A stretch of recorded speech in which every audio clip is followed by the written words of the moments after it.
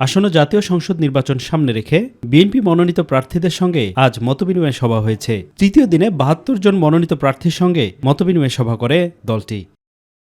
কার্যক্রমে উদ্বোধন শেষে দলের স্থায়ী কমিটির সদস্য সালাউদ্দিন আহমেদ বলেন, নৈরাজ্য করে নির্বাচন পেছানোর কোনো সুযোগ নেই। বিএনপির ভারপ্রাপ্ত চেয়ারম্যান তারেক রহমানের ফেরার দিনে সব ষড়যন্ত্র বিফল করার কঠিন বার্তা দেয়া হবে। নির্বাচনকে বানচাল করার জন্য, পারতপক্ষে পিছানোর জন্য যে সমস্ত অপকৌশল গ্রহণ করেছে ফেসিবাদী শক্তি, পতিত ফেসিস্ট শক্তি, তার সাথে হয়তো তাদের এদেশীয় দোসররা এবং এর বাইরেও যারা নির্বাচন বানচাল করতে চায় তারা জড়িত থাকতে পারে। তবে কোনো রকমের অপকৌশল এবং কোনো রকমের এরকম হত্যাকাণ্ড ঘটিয়ে যদি কেউ মনে করে যে দেশে নৈরাজ্য সৃষ্টির মাধ্যমে নির্বাচন বানচাল করতে পারবে, তাদের সেই ধারণা ভুল।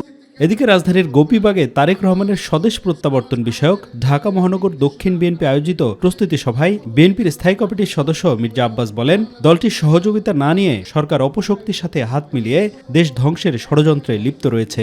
আমরা যখন এই সরকার প্রধানের সঙ্গে দেখা করতে গেছি, বারবার বলেছি আমরা সহযোগিতার হাত প্রসারিত করেছি, কিন্তু আপনারা সেই সহযোগিতার হাত গ্রহণ করেন নাই।